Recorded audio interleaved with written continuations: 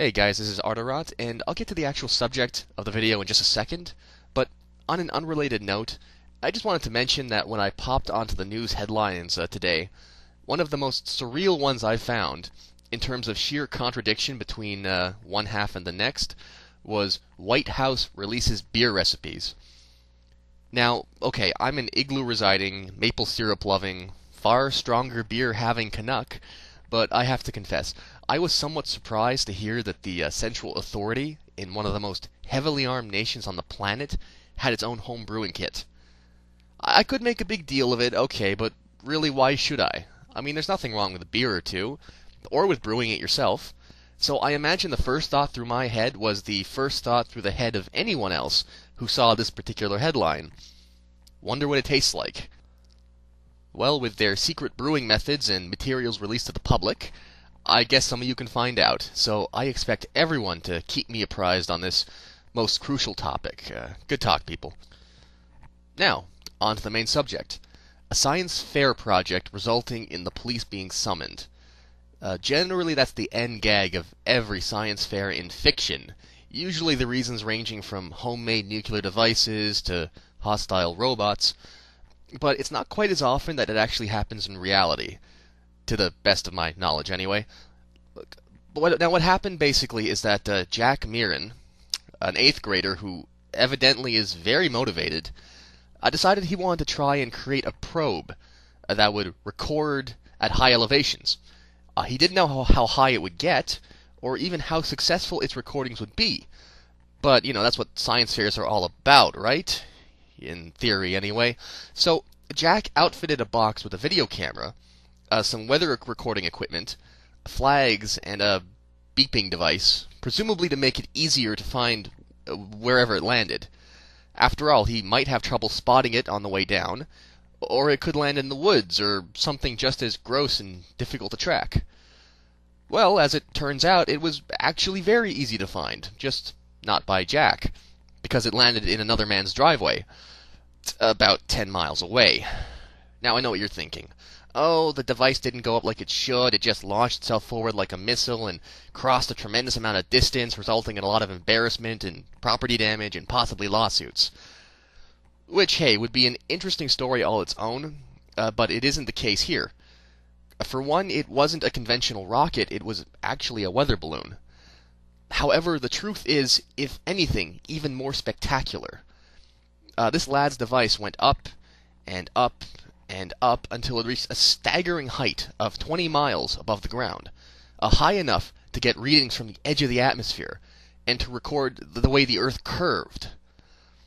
Then, at 110,000 feet above the ground, the balloon popped and the device's parachute automatically deployed, which is another innovation I would never ever get to work. So the device floated back to the ground, having drifted a full 10 miles from its launch point. Now this is where the police get involved. See, I mentioned it had landed on another man's driveway. Well, what do you think would happen if you were in this man's position, came outside one day, get the newspaper, and found a weird beeping box sitting there in front of your house?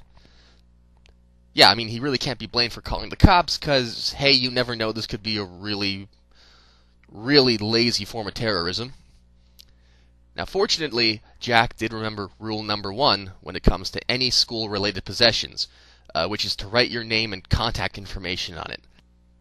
So the cops were able to find him pretty easily, and since it didn't take very long to realize that this was neither a super-duper cheap spy satellite, and that Jack wasn't declaring war on the rest of the city via parachute warfare, they returned the box and the recorded information. So, good news, the science project was officially a success. Evidently, the science fair itself is slated to take place around Thanksgiving. And I'd just like to say that if this kid doesn't win the blue ribbon, then there is truly no hope for the public education system. So, first of all, holy crap. Now, admittedly, I don't think I ever had a science fair back in school, but even in the science classes that I've been in, it never would have occurred to me to try something this incredible. I mean, this is a world that is slowly growing less and less interested in space exploration, in seeing what's out there, admittedly because we've currently reached the limits of where our technology can take us. Now, the recent passing of Neil Armstrong and the resulting outpour of support and passion from millions of people has showed us that the spark hasn't quite died just yet. Still, with the mothballing of the space program, though certainly very cost effective and even necessary in today's economic times, it was nonetheless a bit of a sad day for everyone. That there are people out there still willing to indulge their curiosity, especially at so young an age, especially in an institution where a passing grade could easily be achieved by leaving different kinds of food out for ants and recording what they seem to prefer. It does leave us with hope that in time we'll be able to try and get back out there, maybe further than ever before. Alright, sorry guys, it was a shorty but hopefully a bit of a sweetie today. Things have been a little busy on my end. On a more personal note, a friend of mine has started a blog to try and raise awareness for lupus, which her mother suffers from. I would ask that you all go and check it out. You can find the blog and information on how you can contribute to vital research into treating it at wecanbeatlupus.blogspot.ca.